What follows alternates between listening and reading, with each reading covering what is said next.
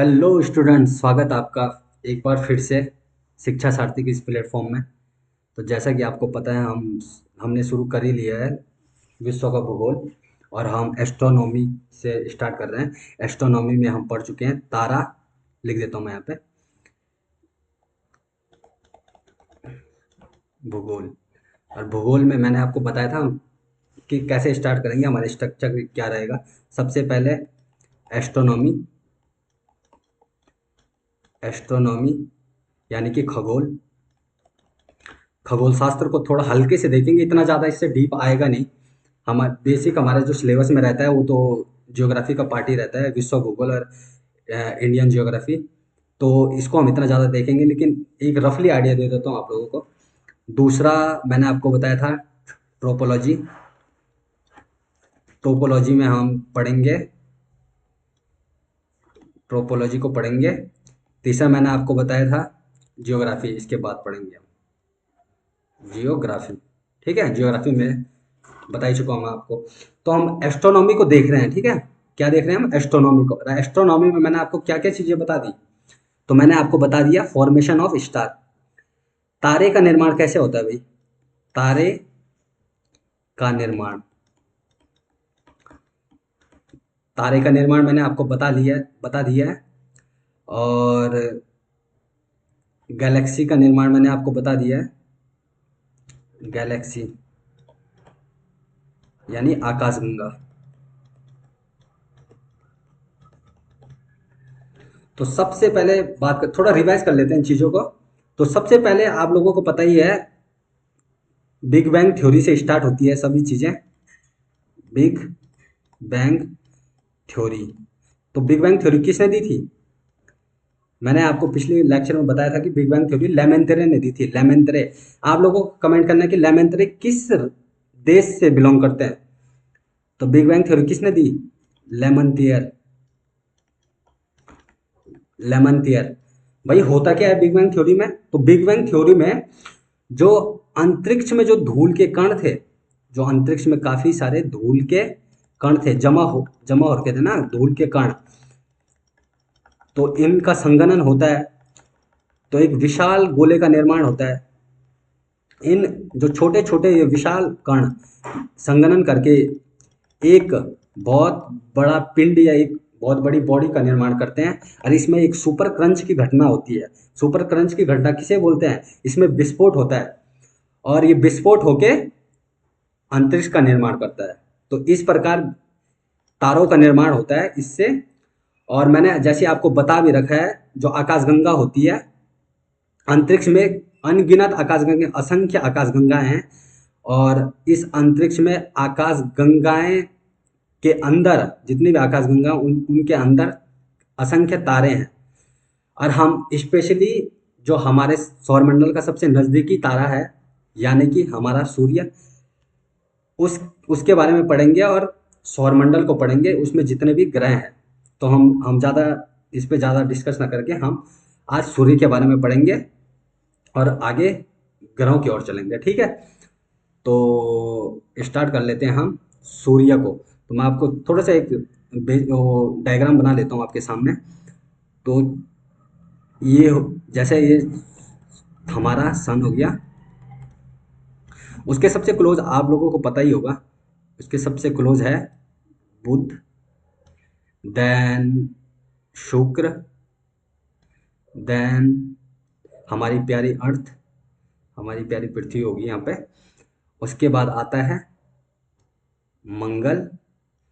मंगल के बाद देन आप लोगों को पता होगा यहाँ पे एस्ट्रॉयड है। एस्ट्रॉयड है, क्षुद्र ग्रह हैं यहाँ पे, बहुत सारे क्षुद्र ग्रह। क्षुद्र ग्रह हैं काफी छोटे छोटे, ठीक है, जिन्हें धूल के कण भी बोल सकते हैं आप। आपको बताऊंगा इसके पीछे स्टोरी क्या है क्षुद्र ग्रहों की, आपको काफी मजा आने वाला है इस लेक्चर में। देन इसके बाद बृहस्पति है। अब बृहस्पति को मैं थोड़ा सा बड़ा बनाऊंगा। अब इसके पीछे भी रीजन है, ये बड़ा क्यों है। देन इसके बाद सैटर्न। ये थोड़ा मिट जा रहा है, कोई प्रॉब्लम नहीं है, ठीक है इसमें। इसके बाद ये क्या हो गया? सैटर्न हो गया, शनि हो गया। देन उसके बाद अरुण। देन उसके बाद वरुण, ठीक है। तो ये क्या है हमारा? सौरमंडल हो गया ये हमारा सौरमंडल। यानी कि solar system, solar system, solar system को पढ़ रहे हैं हम। सबसे पहले आपको ये चीजें पता होनी चाहिए कि सोलर सिस्टम में हमारे सौरमंडल का मुखिया कौन है। तो मुखिया हमारा सूरज है, जिसके नाम पे सौर सौर मंडल बोल रहे हैं हम। सौर मतलब सूर्य, अर्थात सूर्य की चर्चा करेंगे हम यहाँ पे। उसके उसके सदस्य, ये सभी तो सदस्य है ना सौरमंडल के। अब भाई सौरमंडल की खोज किसने की, क्वेश्चन आता है। तो इसके खोजकर्ता कौन है, कॉपरनिकस। कॉपरनिकस ने अपनी एक बुक में इसका जिक्र किया सौरमंडल का। शायद बुक का नाम लिटिल कॉमेंट्री होगा, देख ले लीजिए आप। Little little commentary, commentary, commentary, ठीक है, स्पेलिंग जो भी होगी इसकी, लिटिल कॉमेंट्री, ठीक है।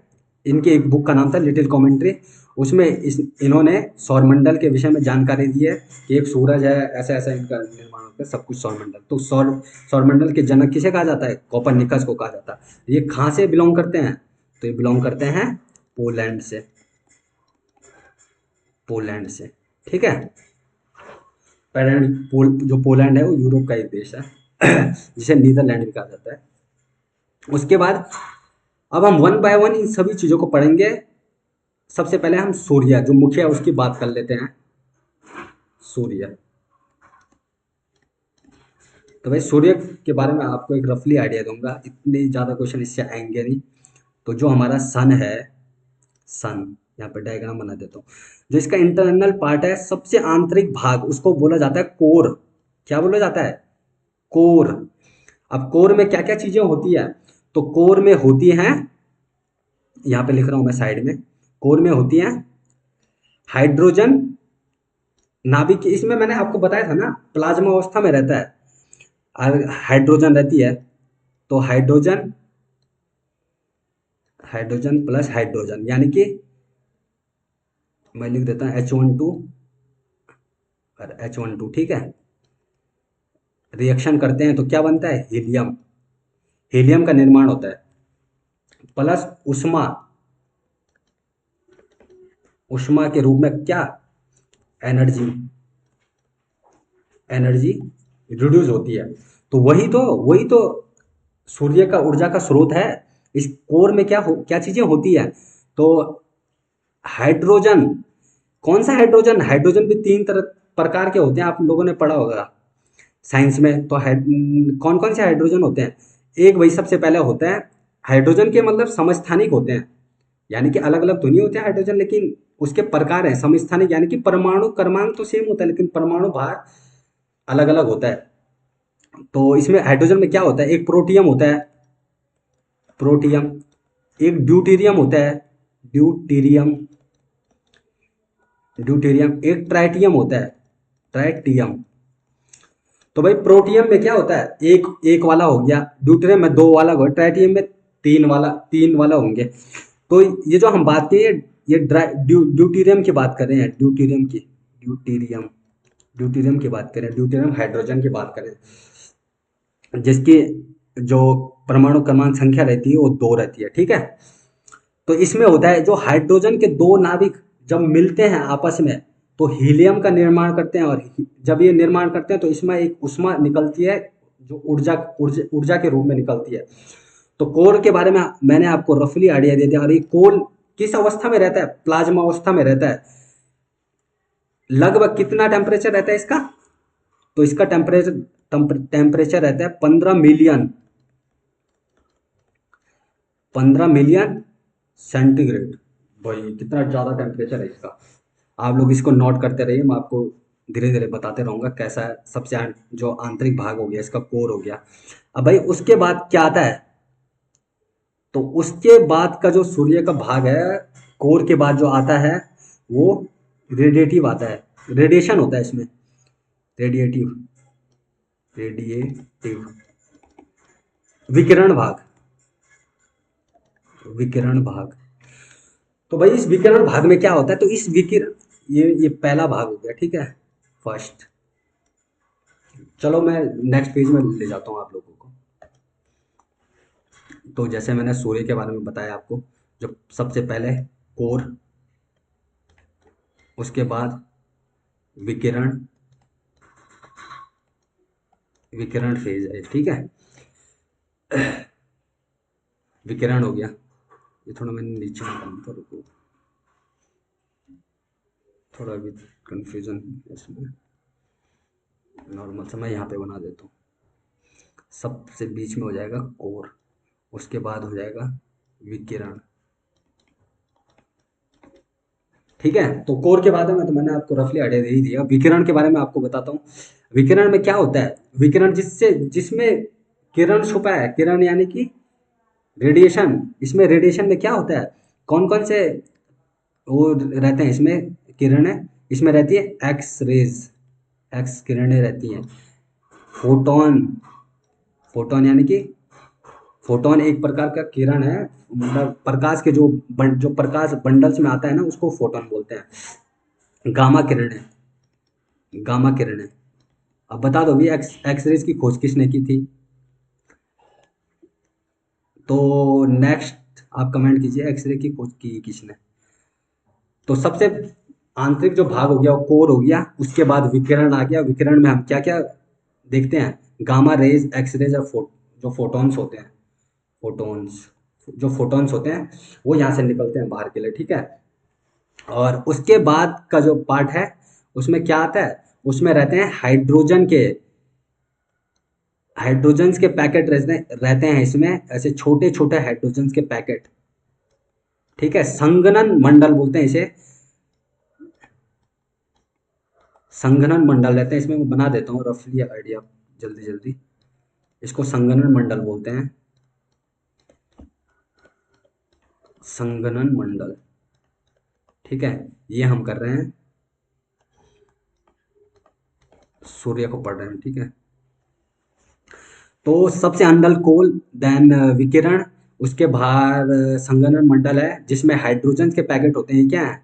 हाइड्रोजन, हाइड्रोजन, हाइड्रोजन के पैकेट्स हैं ये। और ये वही वाली हाइड्रोजन है जो यहाँ जिसका फॉर्मेशन होता है और बाहर के लिए रेस के रूप में निकलते हैं। तो ये सेल्स हो गए हाइड्रोजन के। और ये मैंने इन जो आंतरिक भाग है सूरज का उसको बता दिया आपको, कोर, विकिरण, देन संगणन मंडल, ठीक है।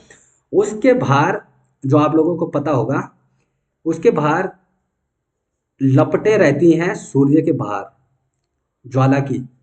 इसको क्या बोला जाता है? इसको बोला जाता है क्रोमोस्फियर। क्रोमोस्फियर में क्या होता है? क्रोमोस्फियर, क्रोमोस्फियर वर्णमंडल। अब भाई वर्णमंडल क्यों पड़ रखा है इसका नाम? क्योंकि इसमें रंग, जो रंग होते हैं, इसमें क्या होते हैं? रंग। तो इसके नाम पे इसका नाम वर्णमंडल या क्रोमोस्फियर पड़ रखा है।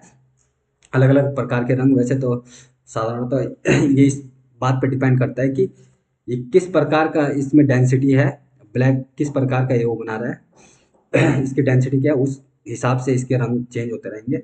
और जो लास्ट सबसे भारी जो इसमें वो परत होती है उसको क्या बोला जाता है? एक और लास्ट परत होगी सूरज के बाहर, उसको क्या बोला जाएगा? तो उसको फोटोस्फीयर बोला जाएगा, फोटोस्फीयर, फोटोस्फीयर बोला जाएगा। प्रकाश मंडल, प्रकाश मंडल। तो भाई नॉर्मल सा क्वेश्चन आ गया कि सूरज के सबसे बाहर की का जो है भाग है बोलते हैं, तो उसे क्या बोलेंगे? उसे प्रकाश मंडल बोलेंगे।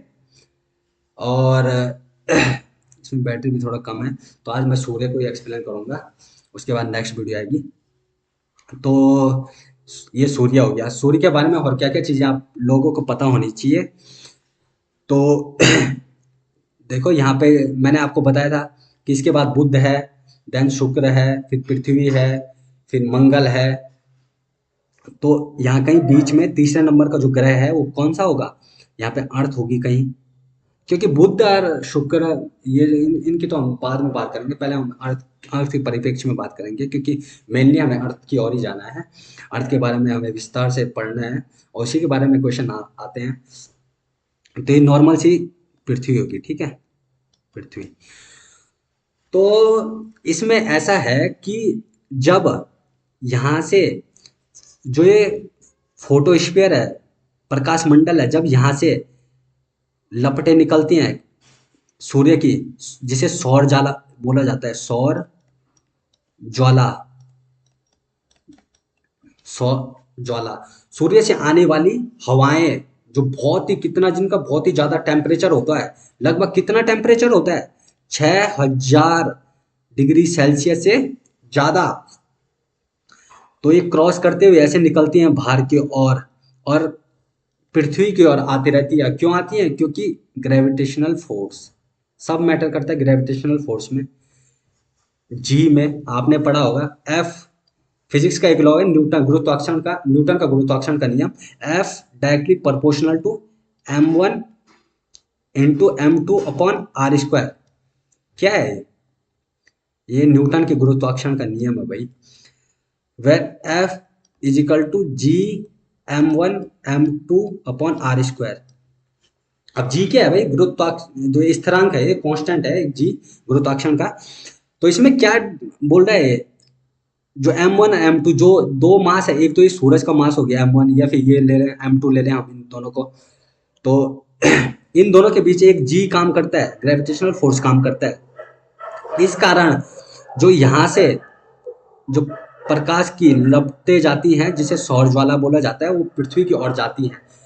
और जब ये लपटें चीरती हुई वायुमंडल में प्रवेश करती, पृथ्वी के उत्तरी भाग में, नॉर्थन फेस में, जो नॉर्थ जो जोन है हमारा पृथ्वी के ध्रुव में, उत्तरी ध्रुव में, उत्तरी ध्रुव, जब ये उत्तरी ध्रुव में प्रवेश करता है तो उसे बोला जाता है अरोरा बोरियोलिस, अरोरा, अरोरा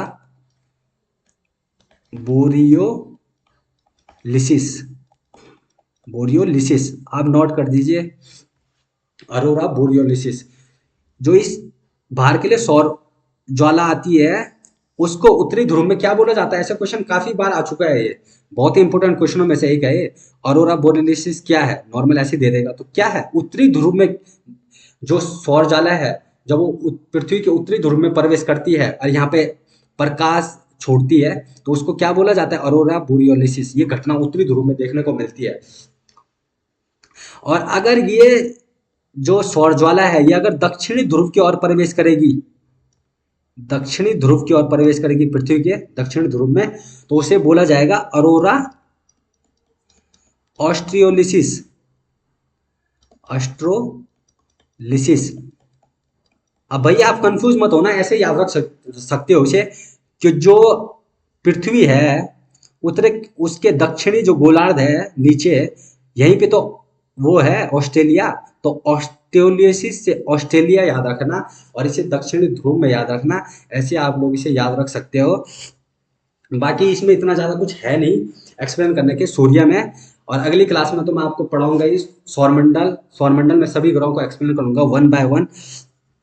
और इसमें ऐसा है कि दो तीन फैक्ट आप याद रख सकते हो, जैसे कि जब सूर्य पृथ्वी के सबसे नजदीक किस दिन को होता है, उस घटना को क्या बोलते हैं? तो उस घटना को क्या बोलेंगे हम? उपसौर, उपसौर, उपसौर, यानी कि उप, सूर्य के बगल में जब सूरज आ जाता है, उपसौर की घटना। तो ये कब होती है?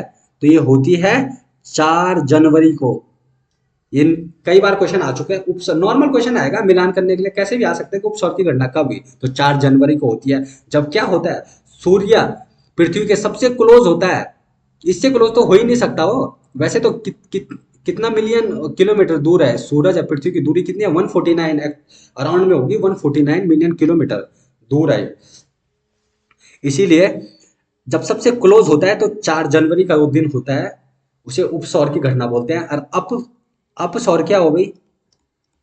अपसौर। अब अपसौर में ये होता है कि सबसे दूर, ऐसी कौन सी, किस घटना को बोलेंगे जब सूर्य सब पृथ्वी के सबसे दूर हो? तो वो दिन रहता है 4 जुलाई या 3 जुलाई, ऐसी मतलब जून, जनवरी या जुलाई, ठीक है, 4 ही याद रखो आप, वो 4 में ही आता है लगभग, तो ऐसा हो जाएगा। तो एक दो फैक्ट मैं आप लोगों को नहीं बताता हूँ और कुछ, जैसे जो ग्रहों के बीच की दूरी है या आकाशीय जो पिंड है हमारे, जैसे आकाशगंगाओं में तारों के बीच की जो दूरी है या ग्रहों के बीच की जो दूरी है, उसको हम कैसे नापेंगे? नॉर्मल ऐसे तो नापेंगे ना कितने किलोमीटर में है। तो इसको नापते हैं, एक एक जो टर्म होती है वो प्रकाश वर्ष होती है भाई, प्रकाश वर्ष, लाइट ईयर, लाइट ईयर। चलो मैं इसको नेक्स्ट पेज में ही करता हूँ ना एक्सप्लेन। प्रकाश वर्ष,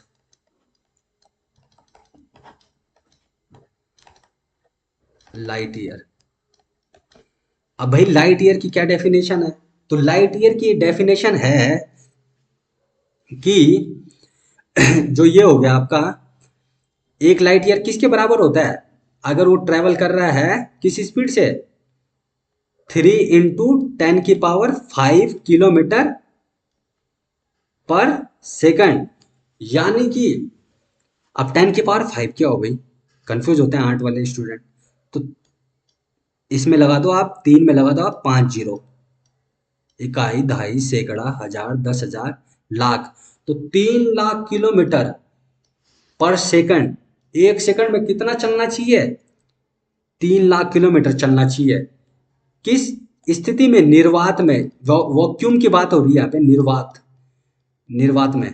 ठीक है, तो 3 लाख किलोमीटर पर सेकंड की स्पीड से अगर लाइट चलेगा, ट्रैवल करेगी वो दूरी, तो उस दूरी को क्या बोला जाएगा? उस दूरी को बोला जाएगा प्रकाश वर्ष। एक प्रकाश वर्ष के बराबर हो जाएगा वो।